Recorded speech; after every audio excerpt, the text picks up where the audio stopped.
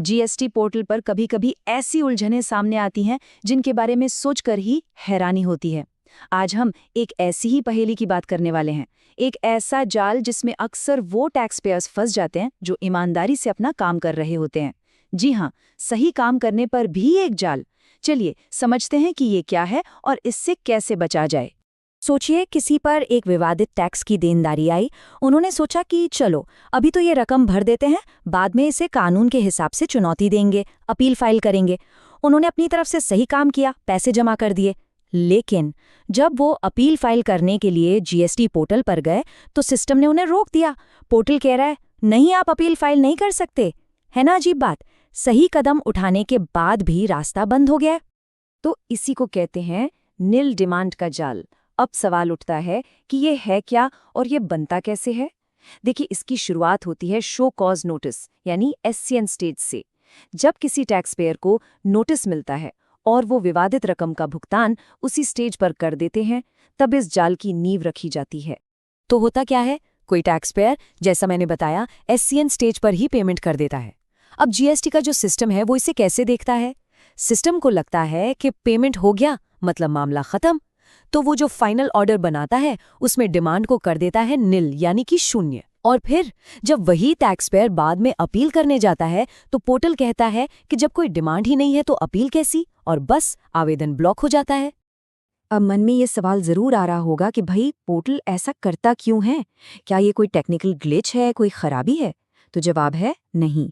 ये कोई अचानक आई गड़बड़ी नहीं है, बल्कि ये सिस्टम के काम करने का जो तरीका है उसी का एक नतीजा है। चलिए जरा इसके पीछे के लॉजिक को डिकोड करते हैं।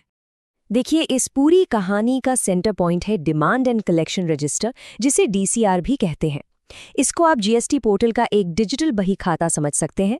जब भी कोई टैक्स ऑफिसर कोई डिमांड ऑर्डर जारी करता है तो उसकी एक एंट्री इस डीसीआर में हो जाती है। इसी से पता चलता है कि किस पर कितना बकाया है। और यहीं पर असलियत और सिस्टम की समझ में एक बड़ा गैप आ जाता है। असल में क्या हुआ था, टैक्स पेयर ने पेमेंट तो की लेकिन अपनी देनदारी को स्वीकार नहीं किया था। उनका इरादा था अपील करने का। पर पोर्टल की नज़रों में क्या हुआ, उसे दिखा कि पेमेंट आ गया तो मतलब डिमांड खत्म, डिमांड ज़ीरो हो गई। बस सिस्टम ने डीसीआर में एक ज़ीरो वैल्यू की एंट्री डाल दी। अब सिस्टम के लिए कोई बकाया है ही नहीं। और इसके बाद जब कोई इस एनआईएल डिमांड के खिलाफ अपील करने की कोशिश करता है तो सिस्टम एक एरर मैसेज दिखा देता है, विवादित राशि डिमांड राशि से अधिक नहीं हो सकती। मतलब जब डिमांड ही ज़ीरो है तो आप किस चीज़ को विवादित बता रहे हैं? ये वही डिजिटल दीवार है जो अपील का रास्ता रोक देती है। सिस्टम का लॉजिक बड़ा सीधा है, नो डिमांड नो अपील। तो क्या इसका मतलब ये है कि अब कुछ नहीं हो सकता? बिल्कुल नहीं। यहाँ सबसे ज़रूरी बात ये समझनी है कि भले ही सिस्टम का लॉजिक आपको रोक रहा हो, लेकिन कानून आपके अधिकार की रक्षा करता है। सिस्टम की अपनी सीमाएं हो सकती हैं, पर वो आपके कानूनी अधिकारों को छीन नहीं सकता।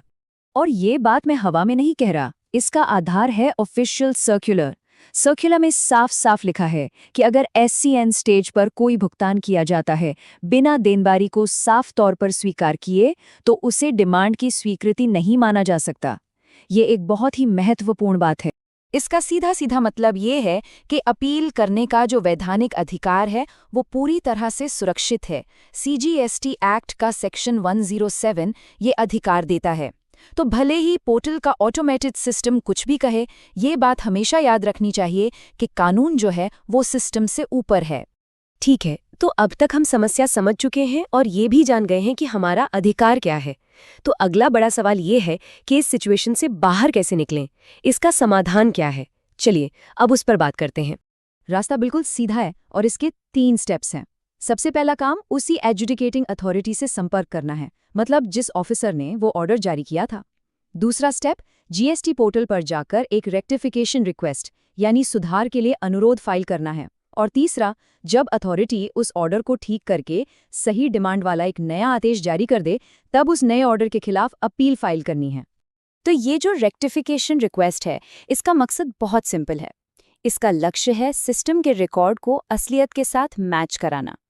हमें एक ऐसा सुधरा हुआ ऑर्डर चाहिए जिसमें वो असली विवादित डिमांड दिखाई दे, ताकि डीसीआर में एंट्री सही हो सके और अपील करने का जो रास्ता ब्लॉक हो गया है वो खुल जाए। तो चलिए आज की इस पूरी बातचीत से जो ज़रूरी बातें हैं उन्हें एक बार फटाफट समेट लेते हैं। पहली और सबसे ज़रूरी बात, किसी विवादित टैक्स का एडवांस में पेमेंट कर देना, अपनी गलती मान लेना बिल्कुल नहीं है।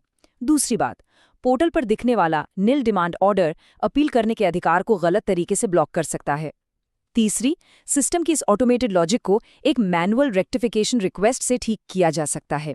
और आखिरी बात जो हमेशा याद रखनी है, अपने कानूनी अधिकारों को जानें और समझें, भले ही कोई सिस्टम नहीं कह रहा हो।